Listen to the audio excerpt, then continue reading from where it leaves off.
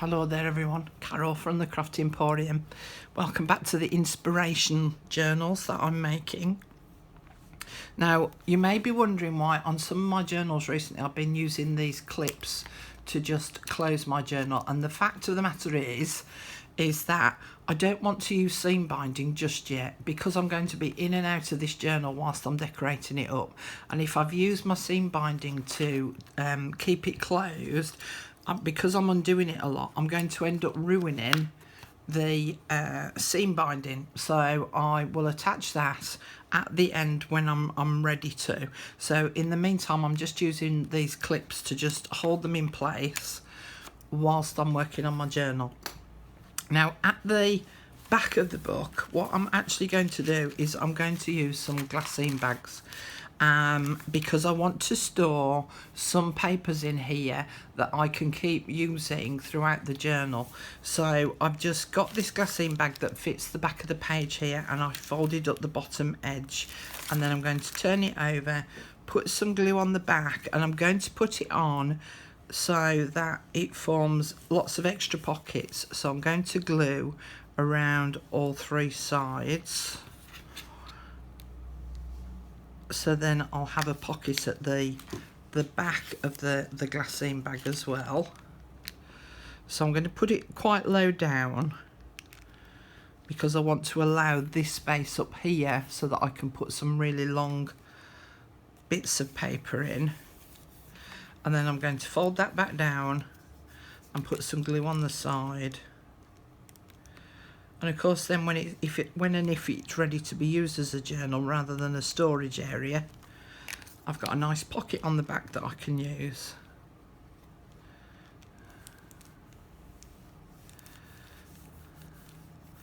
So just whilst I'm waiting for that glue to go off, the other thing that I've actually done is I've gone through all my paper stash, and I'm using this as my strips journal. So what I've done is I've gone through my strips bag and I've picked out loads of bits of strips of paper that complement and blend with the decorative pages and the... Where's it gone? No, that's not a good example, Carol. That will then go with the florals as well. So I've chosen quite neutral colours, and I've also chosen some pinks and blues as well to go with it, and the odd bit of green in there as well, so that it all just complements and blends. And what I'll do is at the end of today, once I've finished doing what I want to do to it, I'll then store those pieces into this pocket here so it keeps it all together. Now the other thing that I've saved as well was these were two other pages from that paper pack from the magazine that I'd got, and I didn't want to use them as pages within the journal because it was a directional pattern and I didn't want my hearts sideways on.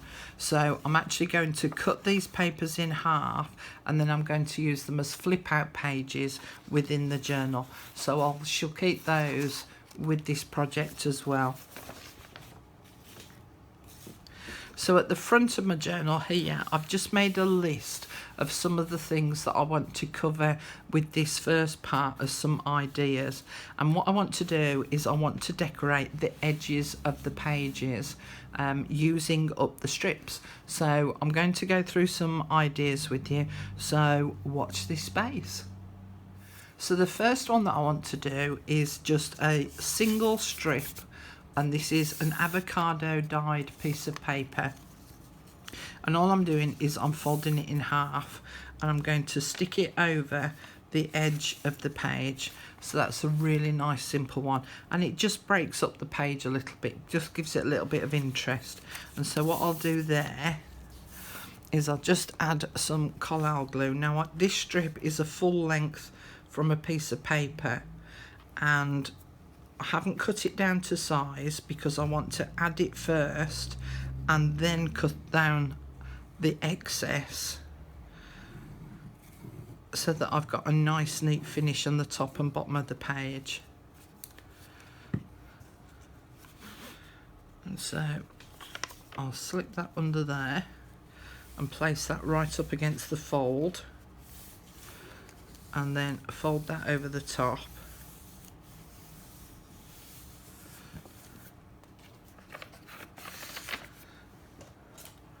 And then get my scissors and trim off the excess.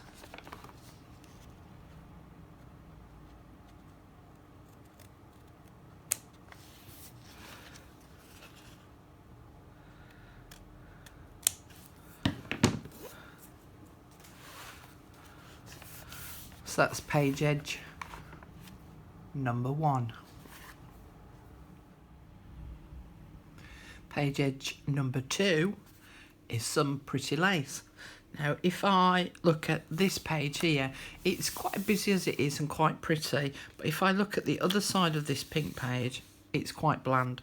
So I'm going to put my lace on this side here, and I'm going to use my Fabri-Tac glue, but there's no reason why you can't use your PVA glue as well.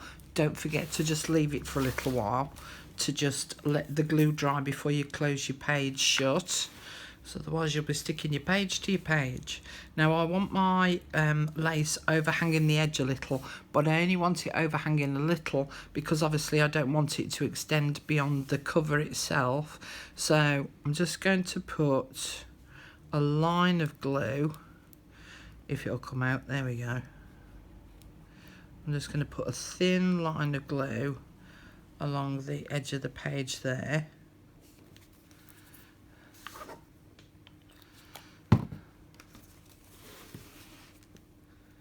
And turn your book as well so that it's comfortable for you to work with. And then I'm going to put my lace on the edge so that it just overhangs the edge of the page a little.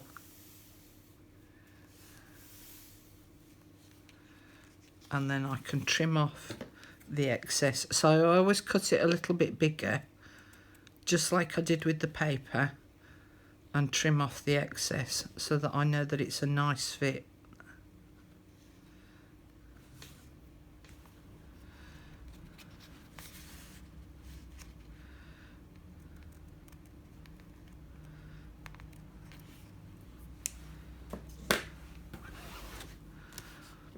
So now that little bit of pink, you can see that is just overhanging the edge on this side, so it adds to the prettiness of this page, and it also just breaks up the monotony of this page a little bit. Page edge number 3. Instead of using lace, there's no reason why you can't use your punched border edge punches and actually punch from a strip of paper. Now what I've done with this one is I've already punched it out because I didn't want to rattle the camera as I was punching, and I've also inked up the edges. I've also inked up the edges on the other side because it was white on the other side, and because this is going to be protruding from the edge of the page, I didn't necessarily want it to be white showing through. Now putting page edges on doesn't have to be on your main pages, it can actually be on your shorter pages as well. Now I'm going to put one on this book page because it's a vintage one, and because I'm going to be holding the edge of the page to turn it, over time this paper will get a little bit brittle, and so this will just help to protect the edge of the page a little. Now as you can see from this strip, it's too wide to stick onto the page itself, so I'm going to trim it down so that it's narrower. Now I would normally use my paper trimmer, but this paper has got lines on it, so I'm just going to follow the lines and just trim it out.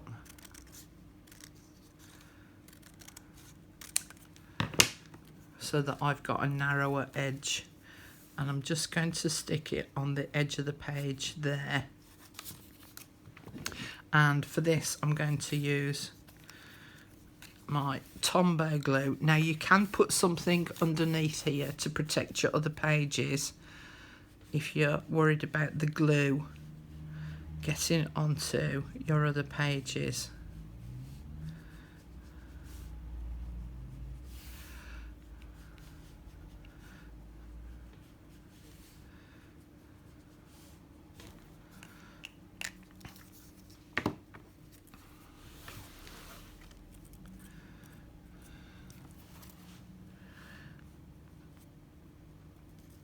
then I'll just put that on there.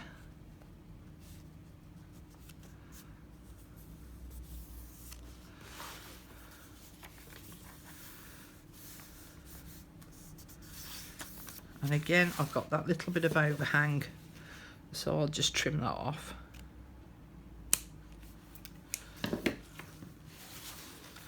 And now it just adds a little bit of interest again to this page, and it also helps to protect the paper itself. So that was page edge number 3. Page edge number 4. Page edge number 4, I'm going to use some washi tape. Now I can use that in the sense of just forming a line down the side of the page, not necessarily right up to the edge. But again, if you've got a delicate paper and it just needs that little bit of weight, so even like a piece of tracing paper, just putting a piece of washi tape on the edge can just help to support the edge of the page. So I've got these 2 washi tapes here, and I'm going to use this one here in the center of my signature because these 2 are quite bland pages, and so I just want to add a little bit of extra something on there. There's no reason why you can't use your really wide tapes and do the same as we did right at the very front here by wrapping it around the actual page itself. So I would put 1/2 on one side, fold it over and put 1/2 on the other. One of the things that I do like to do though with washi tape is that sometimes these aren't very sticky, and so I like to put just a line of either PVA or my collal glue just down. Come on glue, come. There we go. And if you're not very good at straight lines, you can draw a pencil line on first. There then, where's the end? There it is. And so I'm not going right up to the edge of the page, I'm just coming away from it a little. And it also just reduces the amount of space that you've got to write, but it looks pretty and a little bit more interesting. Trim off that excess.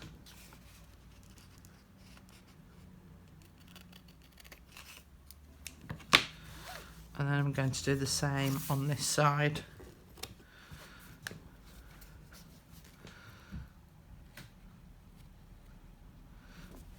Helps if you undo it first. What a numpty.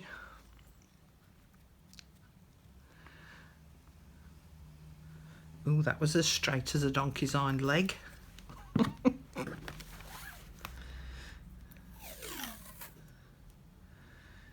Okay, so I want it to be about the same distance from the edge of the page as the other side, so that they're kind of matching.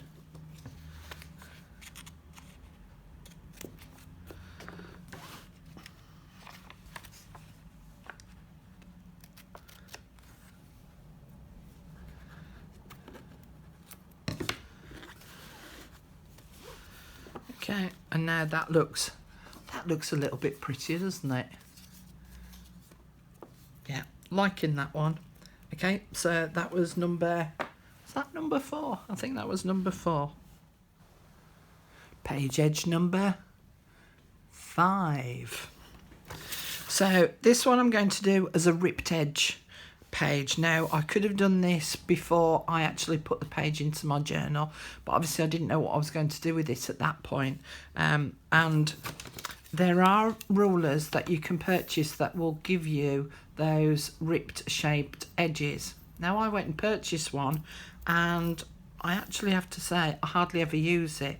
It's a little bit too formal in terms of its rip. It's too much the same going down, and I want something that's a little bit more organic. So I've just got a wooden ruler, and you could just use a thick piece of card, and you can place it where you want it to go, rip the paper off. Bob's your uncle. So I'm going to lift this page up because I don't want to rip any other pages. And you need to leave yourself a fair amount to get hold of to rip. And then with narrow pieces like this, you just rip it a little bit at a time.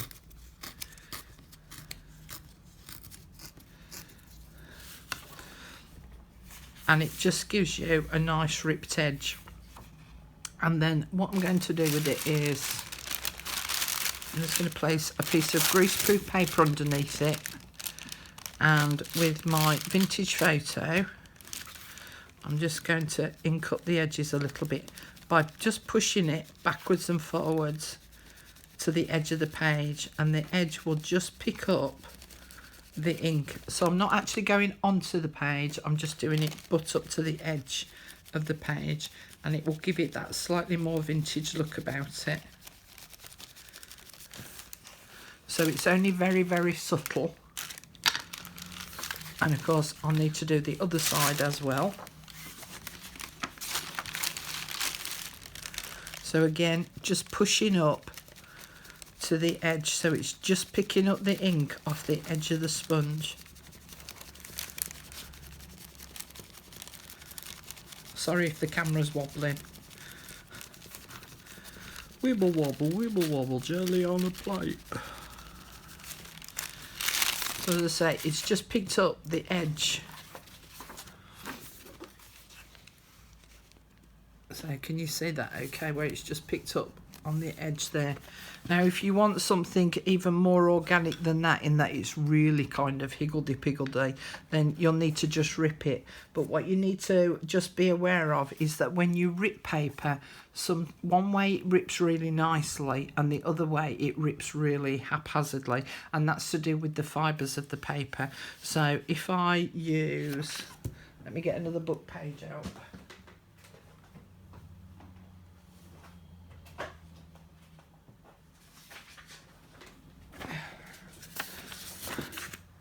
So if I rip this page this way, see how it rips quite nice and relatively neat. If I rip it this way,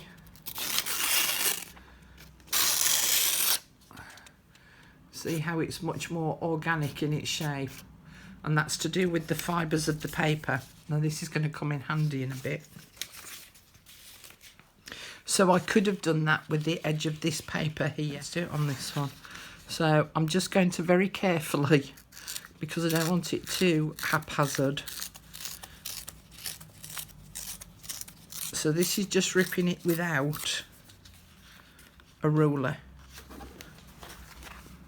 So can you see the edge of that and how it's turned out? And again,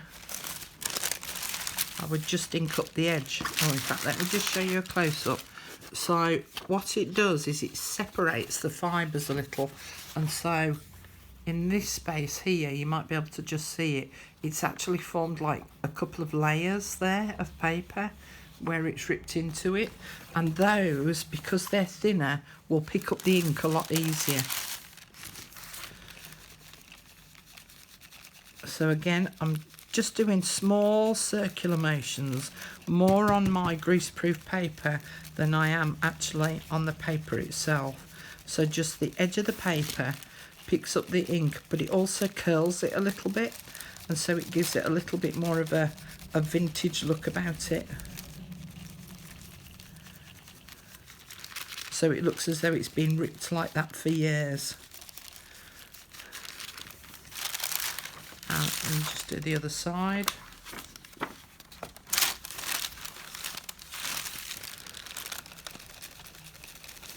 A little bit more ink.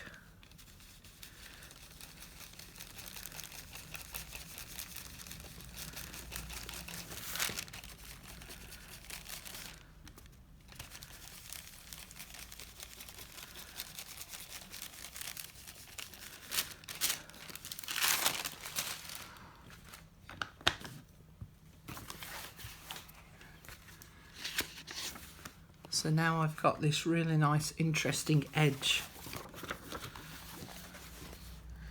to this page. And again, it just starts to add that little bit of extra texture as well to your page. Number 6. Book pages, and especially these that have got sort of this nice patina on the edge of the pages because they're so vintage. But again, it's about ripping. So I'm just going to rip. Yeah, you see, that's the thing about just ripping it a little bit at a time, is you then end up with these, you see that pointy bit, whereas if you just rip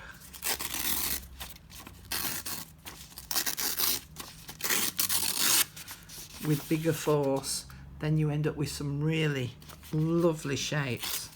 And I'm going to rip a nice thinnish strip.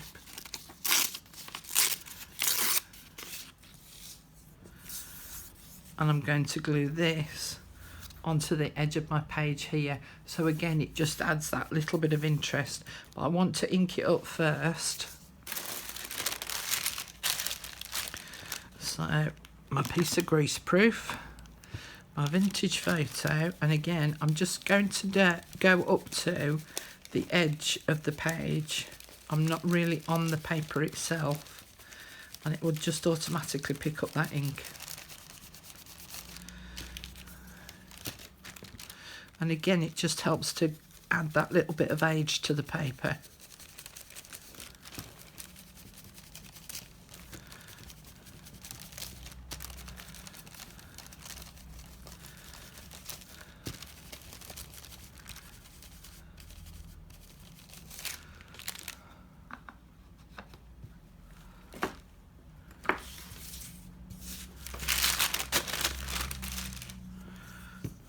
And I'm going to place some collal glue on the back, and it doesn't have to be a full length page strip either. It could just be a part page strip.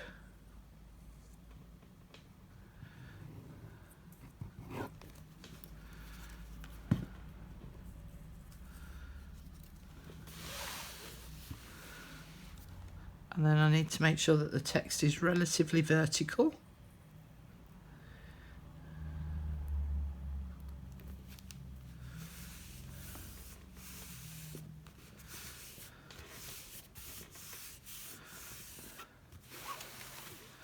And that again now just adds that little bit of interest on the edge of the page.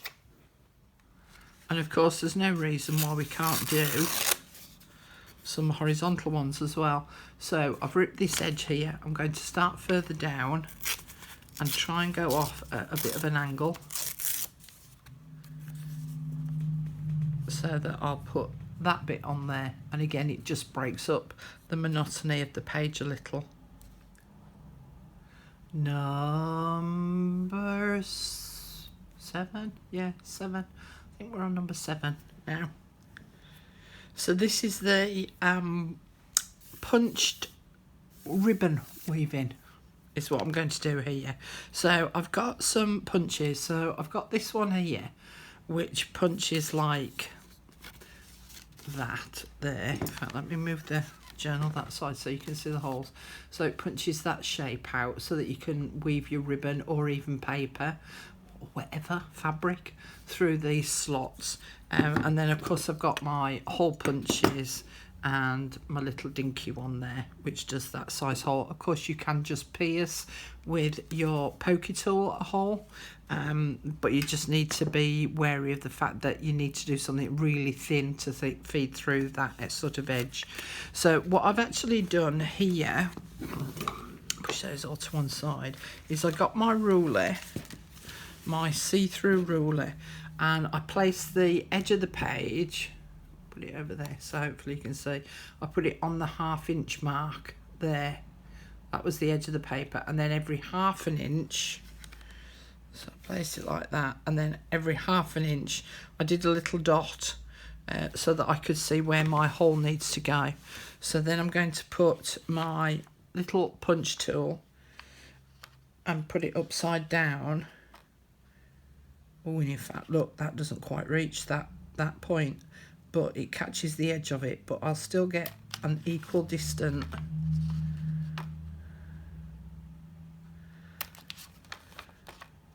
hole so that I can feed my ribbon through.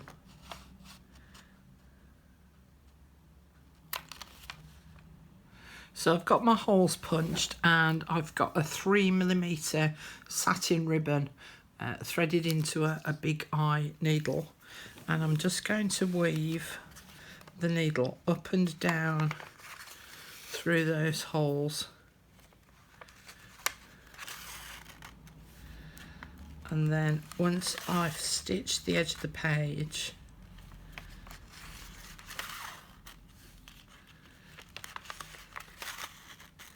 I will straighten the ribbon out.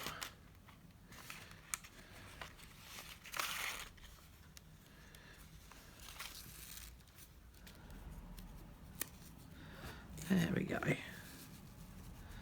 And then I'm going to pull it through.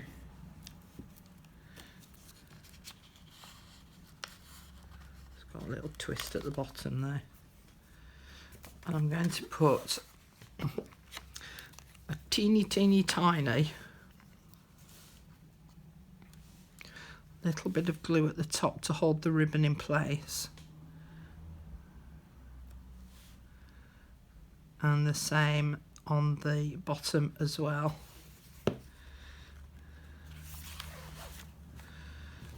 Which for me is on the opposite side.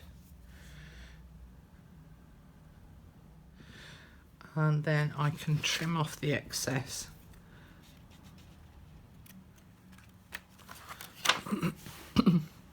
Now the other thing that I can then do to just decorate the top edge up here and the bottom edge up is I could attach a button either at the top or at the bottom, or I could make a little bow and add a little bow at the top and the bottom, but it just gives a little bit of a different finish to the edge of the paper there.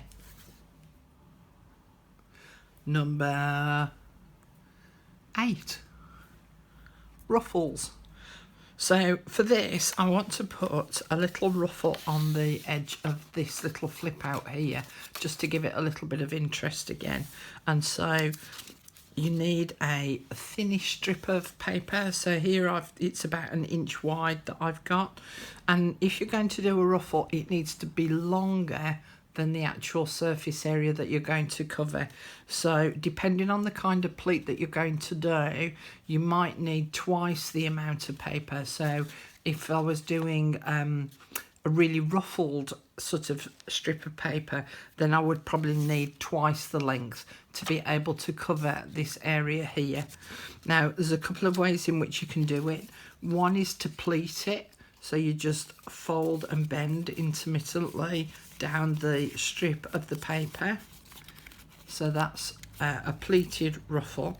The other is to just gather it all together, and for this I just grabbed hold of the end and then just scrunched it into my fingers so that it was all scrunched up, and with it being paper it will hold that form a little bit, so you can see how much that paper strip has been reduced by ruffling it up. It was originally that length, and now because I've ruffled it up, and this is why you need a longer strip than the actual surface area that you're going to cover, so you can see how much more it's reduced by. Now you don't have to place a ruffle on the whole length of the page, it could just be at the top to add a little bit of decoration. Now you can just glue that in place if you want.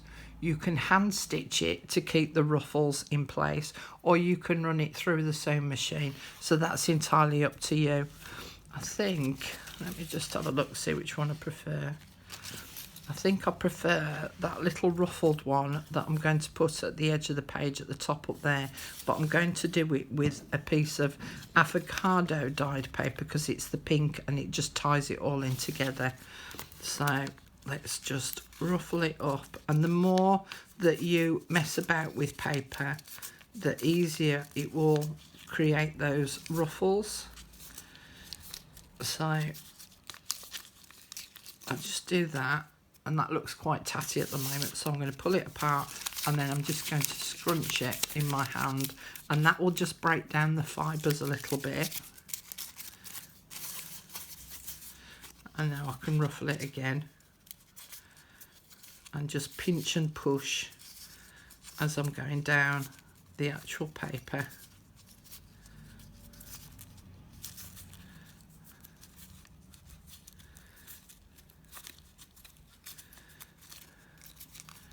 So that it creates a nice ruffle.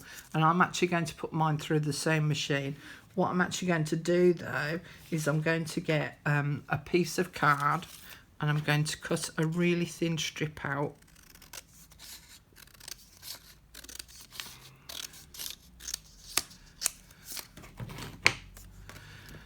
And I'm going to just basically quickly glue a little bit of this onto the back of that strip, wait for the glue to dry, and then run my sewing machine down, because then I've got a nice flat surface to be able to then stick that to my page up there. So I'll come back and show you that one in a little while when I've got that bit done. So I've made my little ruffle, and I just did a small zigzag stitch down the centre, so it's on that little flat strip on the back.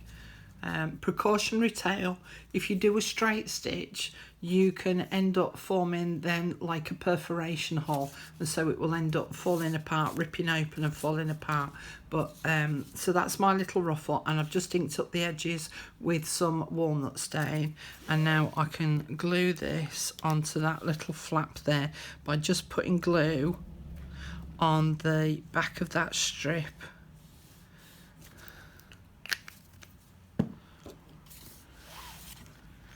As I say, I've done it so that it's not the full length, because it just takes up too much paper. But this is the sort of thing that you can actually do quite a few in advance, so that you've got some ready to go. And then I'm going to put a little button or a flower at the top here, and of course I could add a dangle on the bottom if I so wished as well.